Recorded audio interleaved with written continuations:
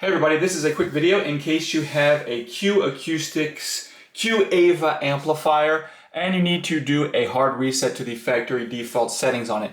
Now you're going to want to do this for one of two reasons. The first one is troubleshooting. If you're having any issues with this device, not connecting to Bluetooth or not pairing or syncing with whatever devices you have it amplifying or anything like that, a hard reset can fix a lot of these issues. Now the second reason you might want to do this is if you are just setting this up on a new network, on a new phone or whatever, and you just want to get it back to the way it was when it came out of the box so you can set it up new, we can do this really easily. All we need to do to reset it is we're going to press and hold the volume down button, the mute button, and the movie EQ buttons all simultaneously.